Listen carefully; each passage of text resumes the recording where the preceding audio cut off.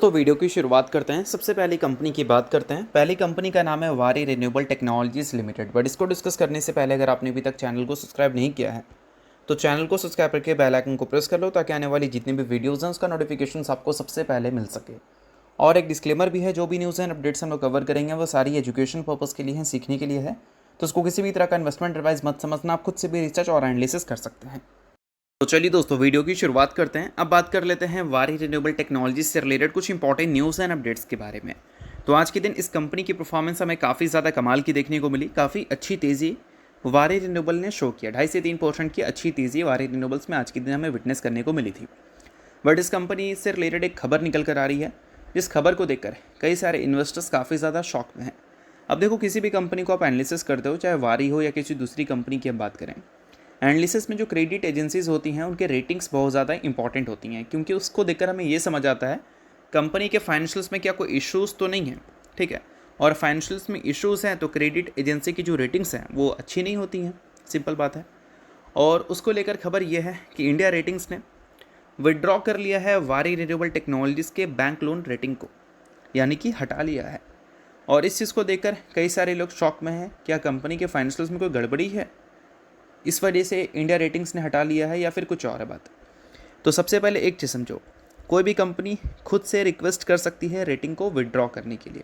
ठीक है, उसके अलावा जो लोन रीपेमेंट होता है और लोन जो क्लोजिंग होता है, ये दोनों के बेसिस पे भी रेटिंग्स विड्रॉ किया जा सकता है।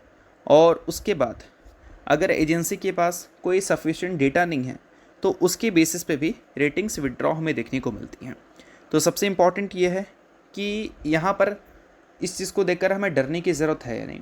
तो देखो, क्रेडिट एजेंसी की जो रेटिंग्स हैं उसको देखकर तब डरना है जब उसके पीछे के रीजंस वो ये मेंशन कर रहे हैं कि ट्रांसपेरेंसी इश्यूज़ हैं, और वो चीज़ अगर है तो फिर आप मान सकते हो कि कंपनी के फाइनेंशियल्स में प्रॉब्लम है।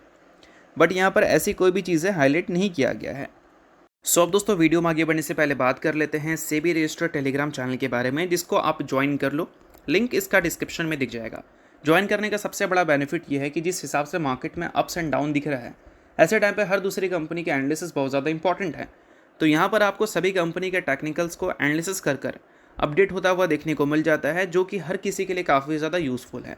और इसके लिए आप चैनल को ज्वाइन कर फ्री में आप चेकआउट भी कर सकते हैं इन कंपनी के प्रॉपर टेक्निकल्स, जिससे आपको आइडिया लगेगा कि अभी इन कंपनी में क्या चल रहा है। तो without wasting any time, link description में है, लिंक की तरफ जाकर चैनल को फ्री में ज्वाइन कर लो। पहले क्या हुआ था कि इंडिया रेटिंग ने IND स्टेबल रेटिंग दिया था इसको। बाद में रेटिंग को उन्होंने वॉच विथ डेवलपमेंट एप्लीकेशन में डाल दिया था। क्यों भाई? क्योंकि कंपनी में कुछ अनसर्टेनिटी या फिर इवेंट चेंजेस से रिलेटेड चीज़ें एक्सपेक्टेड थी, और अभी रेटिंग को विड्रॉ कर लिया गया है, यानी कि कंपनी ने रेटिंग को डिसकंटिन्यू कर दिया है, आप ऐसा भी बोल सकते हैं। तो इसका मतलब क्या हो सकता है? इसका मतलब ये हो सकता है कि बैंक फैसिलिटीज़ की बात करें या फिर डेट स्ट्रक्चर्स की बात करें, उसमें हमें चेंजेस देखने को मिला हो, ये सारी चीज़ें।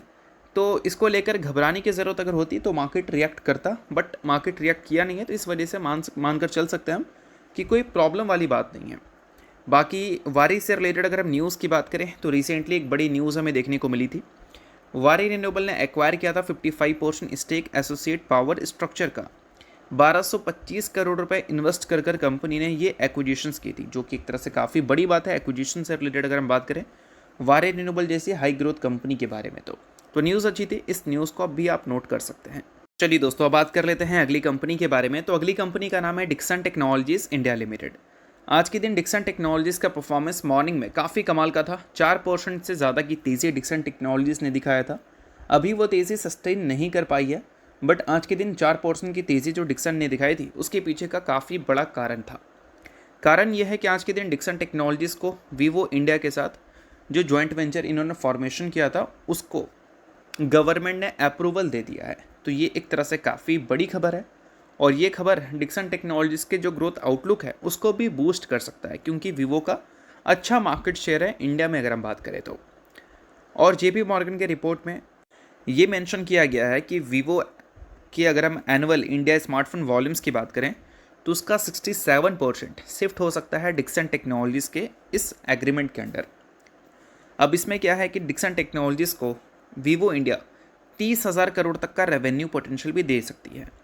और एस्टिमेटेड है कि जॉइंट वेंचर जो है ये वीवो और डिक्सन का, ये 11 मिलियन स्मार्टफोन यूनिट्स कंट्रीब्यूट कर सकता है इंडिया में 2027 के फाइनेंशियल ईयर में, और 22 मिलियन कंट्रीब्यूशन आ सकता है 28 और 29 के फाइनेंशियल ईयर में। तो इसका मतलब ये है कि रेवेन्यू ग्रोथ काफ़ी स्ट्रॉन्ग हमें देखने को मिल सकती है 2027 से 2029 के फाइनेंशियल ईयर में, और इस वजह से एक्सपेक्टेशन है कि रेवेन्यू 24 से 39% तक हमें ग्रो करती हुई नजर आएगी। एक्सपेक्टेशंस को उन्होंने रेज कर दिया है, और अर्निंग्स एक्सपेक्टेशंस को भी रेज कर दिया है 13 से 18% तक।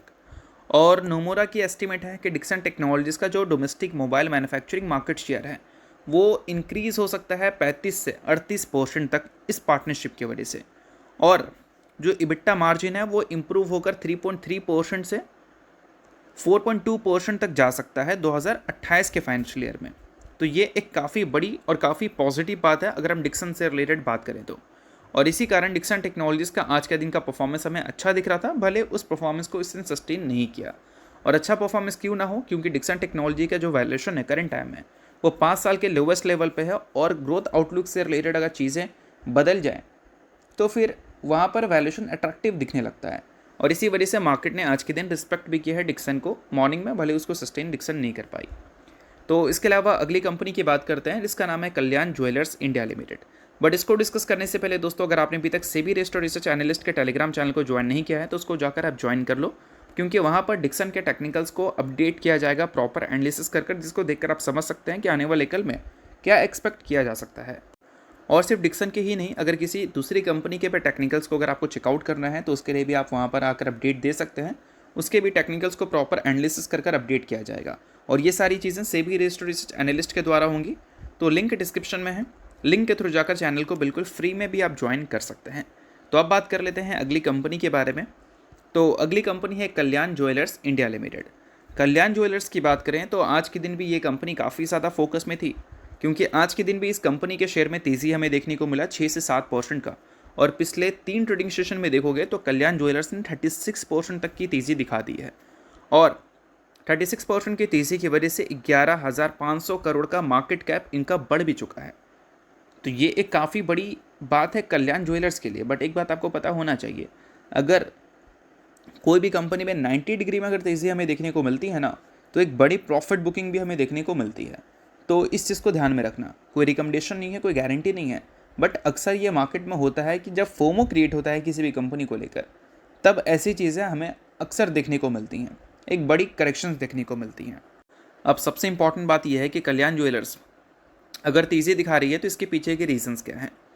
तो अभी हाल ही में कल्याण ज्वेलर्स ने अपने Q1 के बिजनेस अपडेट्स को शो किया था, जिसमें इनकी एस्टिमेट है कि कंसोलिडेटेड जो रेवेन्यू है वो 38% से Q1 में ग्रो कर सकती है, क्योंकि स्ट्रॉन्ग डिमांड हमें दिख रही है डोमेस्टिक और इंटरनेशनल बिजनेस से, इस वजह से एस्टिमेट इनकी इतनी ज़बरदस्त है। और इसी चीज़ को देखकर सिटी ने रिपोर्ट पब्लिश किया कि यहाँ से स्टॉक डबल हो सकता है। अब होगा नहीं होगा वो एक अलग चीज़ है। तो इतनी हाईली पॉजिटिव सेंटीमेंट अगर किसी भी कंपनी को लेकर क्रिएट होगी ब्रोकरेज हाउस की तरफ से, ब्रोकरेज हाउस अपसाइड पोटेंशियल बताते हैं।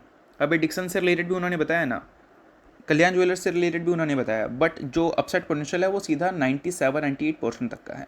तो इस वजह से इतनी बड़ी पॉजिटिव वाइब कल्याण ज्वेलर्स में क्रिएट हुई है, और बैक टू बैक सेशन में आपको तेज़ी दिख रहा है। बट यहाँ पर फोमो क्रिएट हो चुका है, तो इस वजह से आप प्रॉपर एनालिसिस करो, किसी भी तरह का रिकमेंडेशन नहीं है, और फोमो में मत जाना है मेरे हिसाब से, बाकी कोई रिकमेंडेशन ये नहीं है। तो चलिए अब बात कर लेते हैं अगली कंपनी के बारे में। तो अगली कंपनी का नाम है दोस्तों पॉन्डी ऑक्साइड एंड केमिकल्स। हाल ही में दोस्तों इस कंपनी ने स्प्लिट की अनाउंसमेंट की थी। कंपनी ने बोला था कि अभी कंपनी का 5 रुपये का फेस वैल्यू है शेयर का, तो 2 इक्विटी शेयर, 2 इक्विटी शेयर के बेसिस पे कंपनी आपको 5 इक्विटी शेयर देगी।